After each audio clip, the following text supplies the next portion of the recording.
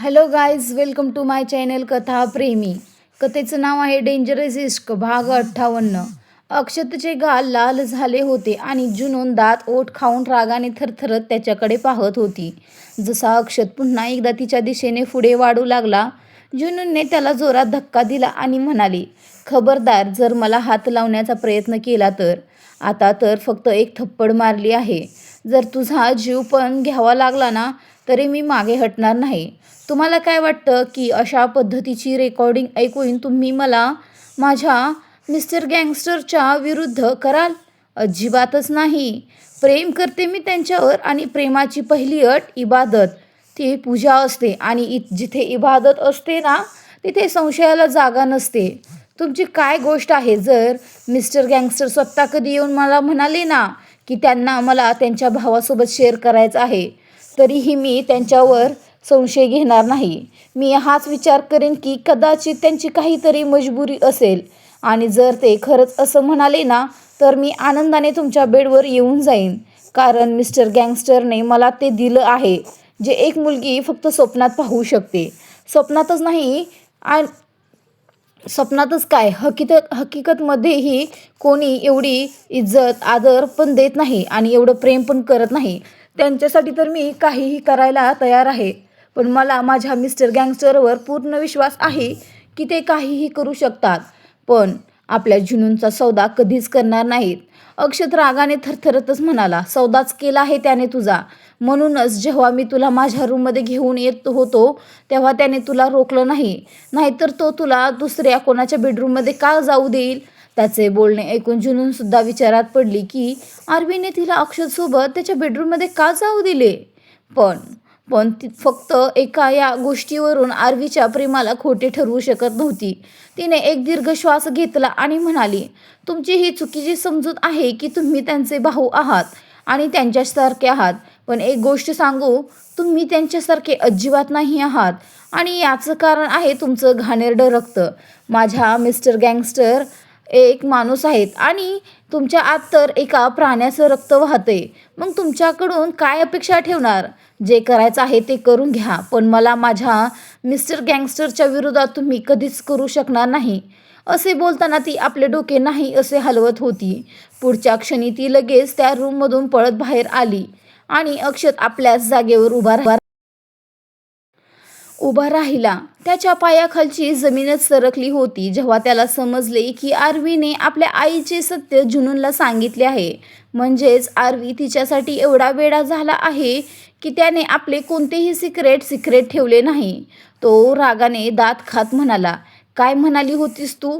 की तू तुझ्या मिस्टर गँगस्टरवर प्रेम करतेस आणि प्रेमाची पहिली अट इबादत आहे आणि इबादतमध्ये संशय नसतो. तर आता जर तुम्हा दोघांना एकमेकांच्या विरोधात उभं नाही केलं ना, तर माझं नावही अक्षत वोहरा नाही. संशय हा असा आजार आहे जो माणसाला हळूहळू खाऊन टाकतो आणि तुझ्या आत तो आजार मी पेरला आहे. आता फक्त वाट पाहतोय त्या आजाराने एक असं रूप घेण्याची जे तुला आणि तुझ्या मिस्टर गँगस्टर दोघांनाही गिळून टाकेल. हे बोलताना त्याचा चेहराही रागाने थरथरत होता. तिथे जुनून आपल्या रूममध्ये जात होती, पण जसा तिने बाहेरून आरवीच्या गाडीचा आवाज ऐकला, ती लगेच किचनच्या दिशेने गेली, जेणेकरून आरवीला तिच्यावर संशय येऊ नये आणि अक्षतवर सुद्धा नाही. ओहरा बंगला. आरवी आणि जुनून यावेळी दोघेही किचनमध्ये उभे होते आणि जुनून आरवीपासून आपली नजर चोरत होती, कारण तिचे डोळे खूप गडद लाल झाले होते आणि तिला असं वाटत नव्हतं की आरवीने तिचे डोळे पाहावेत. पण आरवीने जुनूनचे खांदे पकडून तिला आपल्याकडे वळवले आणि तिच्या चेहऱ्याखाली आपली बोटे ठेवून तिचा चेहरा आपल्याकडे उचलला.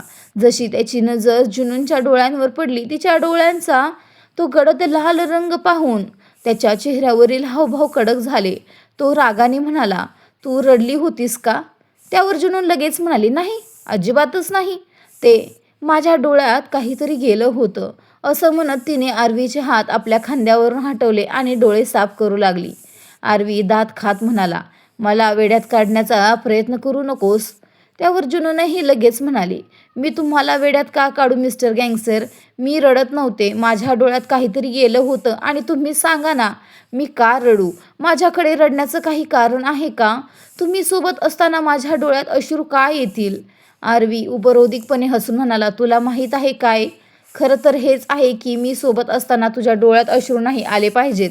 पण जुनून, तुला हे माहीत आहे का की तू अशी मुलगी आहेस जिला मी कितीही आनंदी ठेवण्याचा प्रयत्न केला ना, तरी तू त्या आनंदाची किंमत कधीच करू शकत नाही. मी तुझ्यावर कितीही प्रेम का वळवू नको देऊ, पण तू त्या प्रेमाला समजू शकत नाहीस. मी तुला कितीही प्रोटेक्ट करण्याचा प्रयत्न का करेना, तुला हे पटवून देण्याचा कितीही प्रयत्न करू की तुला माझ्यावर ट्रस्ट करायला हवा, तुला तुझ्या मनातील सगळ्या गोष्टी मला सांगायला हव्यात, पण तू नेहमी अशीच तशीच राहशील जशी तू पहिल्यापासून होतीस. आपल्या गोष्टी लपवणारी, आपल्या मनातील गोष्टी मनातच ठेवणारी. तर ठीक आहे, जशी तू आहेस तशीच राहा. आता मी तुला बदलण्याचा प्रयत्न करणारच नाही. तुला जे करायचं आहे ते तू कर. I don't care. हे बोलून आरवी लगेच तिथून निघून गेला आणि जुनून तिथेच थबकली. जुनून तिथेच उभी राहिली आणि एकदम हताश होऊन आरवीकडे पाहत राहिली. तिला काहीच समजत नव्हतं की अखेर आरवी तिच्यासोबत असा कसा वागू शकतो. आधी त्याने तिला अक्षतसोबत त्याच्या रूममध्ये जाऊ दिलं, एकदाही तिला अडवलं नाही, आणि आता पुन्हा तिला किचनमध्ये असंच एकटं सोडून निघून गेला. एकदा पुन्हा तिच्या डोक्यात अक्षतने बोललेल्या गोष्टी फिरू लागल्या होत्या. पण लवकरच तिने आपलं डोकं झटकलं आणि स्वतःशीच म्हणाली, नाही, असं असूच शकत नाही. कदाचित मिस्टर गँगस्टरचा मूड खराब असेल. अक्षतवर तर त्यांचा खूप जास्त विश्वास आहे, म्हणूनच ते त्याच्यावर संशय घेऊ शकत नाहीत. पण याचा अर्थ असा नाही की त्यांना माझी काळजी नाही. मी पण किती वेडी आहे ना. जेव्हा त्यांनी मला रडण्यास मना केलं होतं तर मी दिवसभर का रडत बसते. पण पण मी काय करू मिस्टर गँगस्टर. मला अक्षताच्या गोष्टी ऐकून रडू आलं. तो तुमच्याबद्दल काय काय बोलत होता देव जाणे. माझ्याबद्दलही काय काय बकवास करत होता. मी स्वतःला रोखू शकले नाही. मी इतकी स्ट्रॉंग नाही आहे आणि तुम्हाला मी माझ्या मनातील गोष्टीही सांगू शकत नाही. मी काय करू. हे बोलताना ती खरंच खूप निराश झाली होती. तिने आपले अश्रू पुसले आणि जेवण न बनवताच किचनच्या बाहेर निघून गेली. ती तिच्या रूममध्ये आली जिथे आरवी आपले कपडे चेंज करत होता. जुनून क्लोजेटकडे गेली आणि तिने आरवीसाठी कपडे आणले, जेणेकरून तो चेंज केल्यानंतर ते घालू शकेल. पण त्या कपड्यांमध्ये कडे पूर्णपणे दुर्लक्ष करत आरवी स्वतः क्लोजेटकडे गेला आणि स्वतःसाठी कपडे काढू लागला. जुनून त्याच्यासमोर येऊन उभी राहिली आणि म्हणाली, तुम्ही माझ्यावर नाराज आहात का मिस्टर गँगस्टर. त्यावर आरवी रागाने म्हणाला, का, मी तुझ्यावर का नाराज होऊ. काही कारण आहे का माझं तुझ्यावर नाराज होण्याचं. त्यावर जुनून लगेच म्हणाले, मी खरं सांगते मिस्टर गँगस्टर, माझ्या डोळ्यात काहीतरी गेलं होतं. मी जेवण बनवायला जात होते. कदाचित किचनमध्ये काही वेळापूर्वी काहीतरी शिजलं होतं, काही मसालेदार, त्यामुळेच माझ्या डोळ्यात जळजळ होत असेल.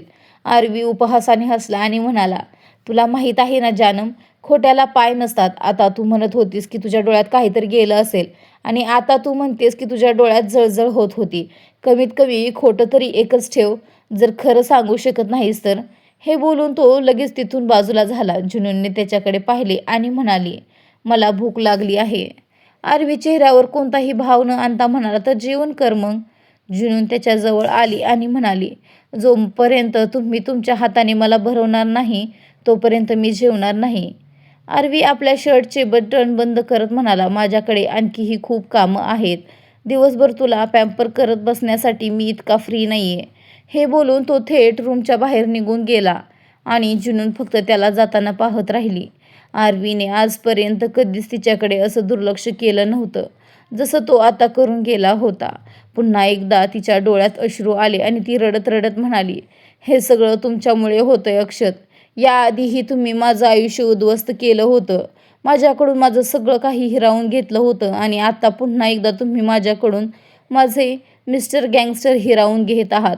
पण नाही, यावेळेस मी असं काहीही होऊ देणार नाही. हे बोलून ती वेगाने बाहेरच्या बाजूला आली, जेणेकरून ती आरवीला रोखू शकेल.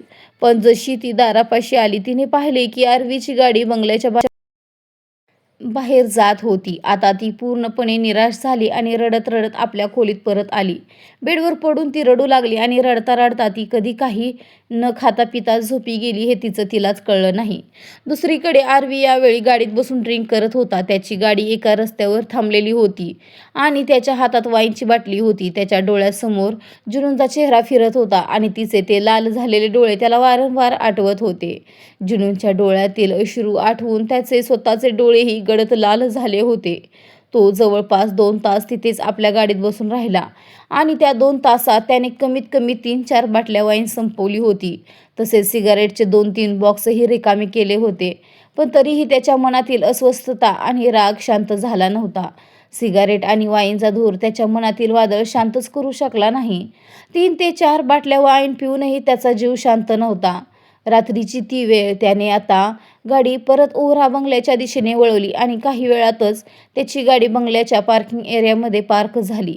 आरवी गाडीतून बाहेर पडला आणि अडखळत पावले टाकत आत आला. जसा तो आपल्या रूममध्ये आला त्याची नजर जुनूनवर गेली, जी यावेळी गाढ झोपेत होती. तो जुनूनजवळ बेडपाशी आला, पण बेडवर पोहोचताच त्याचा तोल गेला, ज्यामुळे तो थेट जुनूनच्या अंगावरच पडला.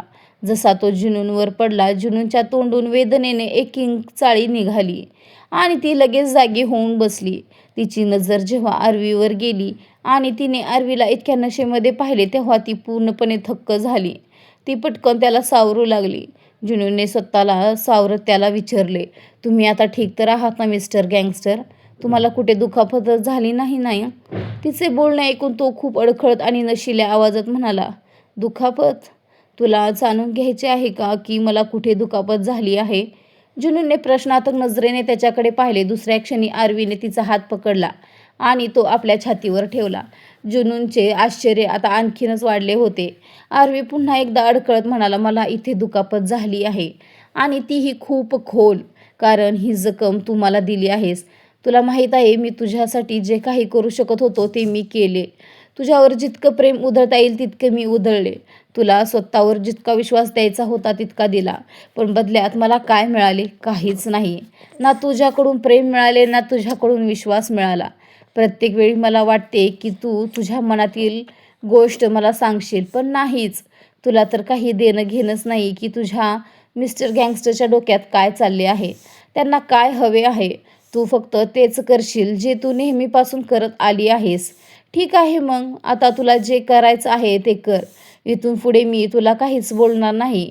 मी ठरवले आहे की तुझ्यावर उपचार झाल्यानंतर मी तुला इंडियापासून खूप दूर पाठवून देईन, स्वतःपासून खूप दूर, जिथे तू एकटी राहशील. कारण जर तू माझ्यासोबत राहिलीस आणि अशीच राहिलीस तर मी ते सहन करू शकणार नाही आणि मला तुझ्यावर रागवायचंही नाही." त्याचे बोलणे ऐकून जुनून थक्क झाली. तो तिला सोडून जाण्याची गोष्ट कशी करू शकत होता? ती घाईघाईने म्हणाली, "तुम्ही माझ्यासोबत असे कसे करू शकत? असं काहीच करू शकत नाही मिस्टर गँगस्टर. तुम्ही मला स्वतःपासून दूर करू शकत नाही. मी तुमच्यावर खूप प्रेम करते, तुमच्यावर खूप विश्वासही ठेवते, पण मी तुमच्यापासून काही गोष्टी लपवत होते, कारण मला तुमचे मन दुखवायचे नव्हते. मला तुम्हाला तोडायचे नव्हते. मला माहीत आहे की तुम्ही माझ्यावर खूप प्रेम करता, पण तुम्ही अक्षतवरही खूप प्रेम करता, म्हणूनच." याच्यापुढे ती काही बोलणार त्याआधीच आरवीने तिच्या ओठांवर आपले बोट ठेवले आणि म्हणाला, "खबरदार, जर तू त्याचं नाव जरी काढलंस तर." त्याचं बोलणं ऐकून जुनून चकित झाली. आरवी रागात हे बोलत होता, पण जुनूनला असे वाटले की जर ती आता अक्षतबद्दल आणखी काही बोलली तर आरवीचा राग आणखी वाढेल. ती विचार करत होती की ती आरवीला अक्षतबद्दल सर्व काही सांगून टाकेल, पण आता त्याचा राग पाहून तिची सगळी हिंमत पुन्हा एकदा खचली. तिच्या डोळ्यातून अश्रू वाहू लागले आणि ती फक्त आरवीकडे पाहत राहिली, ज्याने आता हळूहळू आपले डोळे बंद केले होते आणि काही वेळातच तो गाढ झोपेत गेला होता. जुनून त्याच्याकडे पाहतच राहिली. ती आधीच खूप घाबरलेली होती, खूप निराश होती आणि आता आरवीचे हे बोलणे ऐकून की तो जुनूनला स्वतःपासून दूर पाठवून देईल, तिची अस्वस्थता आणखीनच वाढली होती. ती रडतच म्हणाली, "नाही, मी तुमच्यापासून दूर जाणार नाही मिस्टर गँगस्टर. पण मी करू तरी काय? तुम्ही अक्षतबद्दल काही ऐकायलाही तयार नाही आणि तुमचा त्याच्यावर इतका विश्वास आहे. तुम्हाला माहीत नाही की तुम्ही माझ्या बोलण्यावर विश्वास ठेवाल की नाही. अक्षतनेही सांगितले होते की तुम्ही त्याच्यासाठी काहीही करू शकता. तुमच्यासाठी जर या जगात सर्वात जास्त प्राधान्य असलेली कोणती व्यक्ती असेल तर तो अक्षतच आहे. मग अक्षतचे नाव घेऊन मी तुम्हाला स्वतःपासून दूर कसे करू?" हे बोलत असताना ती आरवीकडे पाहत होती. दुसरीकडे आपल्या खोलीत बसलेल्या अक्षतच्या चेहऱ्यावर एक डेव्हिल स्माईल होती, कारण त्याच्या समोर आरवीच्या खोलीचे लाईव्ह फुटेज चालत होते, जिथे त्याने आजच गुप्त कॅमेरे बसवले होते. "काय मिळेल तुम्हाला मला गमावून?" सकाळची ओळ. दुसऱ्या दिवशी ओरा अलिशान बंगलोमध्ये. जुनूनचे डोळे उघडताच तिने लगेच बेडवरून उठून पूर्ण खोलीत नजर फिरवली. आरवी तिच्या बाजूला नव्हता, त्यामुळे ती खोलीत आरवीचा शोध घेऊ लागली, पण तो पूर्ण खोलीत कुठेच नव्हता. जुनून लगेच उठली आणि वॉशरूमच्या दिशेने आली, पण आरवी वॉशरूममध्येही नव्हता.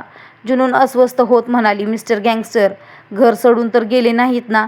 नाही, ते बाहेर गेले नसतील. नक्कीच ते घरातच असतील, कदाचित जिम एरियामध्ये. ती पटकन जाऊन पाहते असे बोलून ती चला मी पटकनच जाऊन पाहते असं ती स्वतःशीच बोलून आधी वॉशरूममध्ये गेली. पटकन फ्रेश झाली आणि मग खोली बाहेर पडून जिम एरियाच्या दिशेने आली, जिथे समोरच आरवी उभा होता, पण त्याचा चेहरा दुसऱ्या बाजूला होता आणि तो फोनवर बोलत होता. जुनूनने त्याला पाहताच एक मोठा सुटकेचा श्वास सोडला. तिला भीती वाटत होती की आरवी खरोखरच घर सोडून गेला नसावा. काल रात्री ज्या प्रकारे तो नाराज होऊन घरातून निघून गेला होता आणि नंतर उशिरा रात्री परत आला होता, तिला आरवीची समजूत काढण्याची संधीही मिळाली नव्हती. आणि वरून आरवीने इतकी ड्रिंक केली होती की तो जुनूनचे काहीच ऐकून घेत नव्हता. आता जुनूनला कोणतीही संधी वाया घालवायची नव्हती. ती जशी आत जाण्यासाठी पाऊल टाकणार, अचानक तिचे डोळे मोठे झाले, कारण तिचे लक्ष आरवीच्या बोलण्याकडे गेले. जुनूनचे पूर्ण लक्ष आरवीच्या त्या गोष्टींवर होते जे तो फोनवर कोणाशी तरी बोलत होता. आरवी फोनवर बोलताना म्हणाला, तू काळजी करू नकोस, ती पूर्णपणे माझ्या ताब्यात आहे. मी जसं तिला सांगेन ती तसंच करेल. तू फक्त आज रात्रीच्या पार्टीची वाट बघ. आज रात्री मी तिला पार्टीमध्ये घेऊन येईन आणि पुन्हा एकदा तिच्यासोबत तेच सगळं घडेल जे पूर्वी घडलं होतं. जुनून हे ऐकून एकदम सुन्न झाली. तिला असं वाटत होतं की आरवी हे सगळं तिच्याबद्दलच बोलत आहे. तिला आपल्या कानांवर विश्वासच बसत नव्हता, म्हणून तिने पुन्हा एकदा आपली पावले पुढे टाकली. पण आरवीचे पुढचे शब्द ऐकताच तिची पावले आपोआप तिथेच थांबली. आरवी फोनवर पुढे बोलला, तिला काय वाटतं की मी तिच्यावर प्रेम करतो? अजिबात नाही. तिच्यात असं काय खास आहे की मी तिच्यावर प्रेम करू? माझ्या एका इशाऱ्यावर जगातील कितीतरी सुंदर मुली माझ्याकडे येतील आणि ती जी पूर्णपणे जळाली आहे तिला वाटतं की मी तिच्यावर प्रेम करतो. तिच्यापेक्षा मूर्ख मुलगी मी माझ्या आयुष्यात पाहिलेली नाही. आता जुनूनच्या मनात कसली शंका उरली नव्हती की आरवी जे काही बोलत आहे ते तिच्याबद्दलच बोलत आहे. तिच्या आत काहीतरी तुटल्यासारखं वाटत होतं. तिला अशा वेदना होत होत्या ज्या ती काही शब्दातही सांगू शकत नव्हती. तिच्या डोळ्यातून सतत अश्रू वाहत होते. आता तिला अजून काहीच ऐकायचे नव्हते, म्हणून ती लगेच तिथून दरवाजाच्या दिशेने वळली.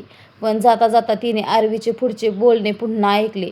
आरवी पुन्हा फोनवर म्हणाला, आज रात्री तिचा किस्सा संपून जाईल. आज पुन्हा एकदा मजेची रात्र असेल, ज्यानंतर ती जिवंत राहण्याची आशाही सोडून देईल. तिला काय वाटतं, ती माझ्या भावाला माझ्याकडून शिक्षा मिळवून देईल? अजिबात नाही. शिक्षा तर आज तिला मिळेल, जिवंत राहण्याची शिक्षा. हे बोलून आरवी हसू लागला. जुनूनने लगेच आपल्या तोंडावर हात ठेवला, कारण आता ती खूप रडत होती. तिच्या रडण्याचा आवाज आरवीला ऐकू जाऊ नये म्हणून ती तोंड दाबून तिथून पळत पळत आपल्या खोलीत परत आली. ती खोलीत आली आणि अर्धवटच बेडवर पडली. यावेळी तिच्या डोळ्यात अश्रू थांबण्याचे नावच घेत नव्हते. ती रडत रडत म्हणाली, का तुम्ही माझ्यासोबत असं का केलं मिस्टर गँगस्टर? जर माझ्यासोबत हेच करायचं होतं तर मला अंधारात का ठेवलं? का मला आनंद देण्याचा प्रयत्न केला? का माझ्यासमोर असं वागलात की मला वाटलं तुम्ही माझ्यावर खरंच प्रेम करता? तुम्ही तर माझ्यावर उपचार करण्यासाठी मला इथे घेऊन आला होता ना? मी तर आशा सोडून दिली होती की मी कधी पूर्वीसारखी होऊ शकेन, पण तुम्ही माझ्यात आशा निर्माण केली. मला इतकं प्रेम दिलं, माझी काळजी घेतली, मला घेऊन तुमचा पॉझिटिव्हनेस दाखवला, फक्त आणि फक्त माझ्यासोबत तेच करण्यासाठी जे तुमच्या भावाने खूप आधी केलं होतं. त्याने आधी माझं आयुष्य उद्ध्वस्त केलं आणि आता तुम्ही मला एक नवीन आयुष्य देऊन पुन्हा एकदा मला उद्ध्वस्त करू इच्छिताय. जर मला उद्ध्वस्तच करायचं होतं तर आधी मला का सावरलं? जर हेच करायचं होतं तर इतका वेळ मला स्वतःजवळ का ठेवलं? जेव्हा मी तुमच्याकडे आले होते तेव्हाच हे सगळं करायचं होतं. कमीत कमी त्यावेळी फक्त माझ्या शरीराला वेदना झाल्या असत्या, माझं मन तरी दुखावलं नसतं. मला तुमच्यावर किती विश्वास होता मिस्टर गँगस्टर, पण तुम्ही माझा तो सगळा विश्वास तोडलात. अरे, तुम्ही तर मलाच तोडून टाकलं. असं का केलं मिस्टर गँगस्टर, का केलं? मला उद्ध्वस्त करून तुम्हाला काय मिळणार? मी तर आधीच उद्ध्वस्त झाली आहे. ही जुनून तर आधीच संपली आहे. आता तुम्ही यातून अधिक काही संपवणार? बोलताना तिच्या डोळ्यातील अश्रूंनी बेड भिजत होता. तिच्या कानात अजूनही आरवीचे शब्द गुंजत होते. त्याचे ते फोनवरील लज्जास्पद बोलणे ऐकून जुनूनचे ते सर्व काही गमावले होते, जे तिने गेल्या काही दिवसात आरवीसोबत राहून पुन्हा मिळवले होते. ती हिंमत जी तिच्यात निर्माण होऊ लागली होती, ते प्रेम जे ती स्वतःवर करू लागली होती, ते सगळं आत्ता संपलं होतं. तिला असं वाटत होतं की तिच्या शरीरात आता जीवच उरलेला नाही.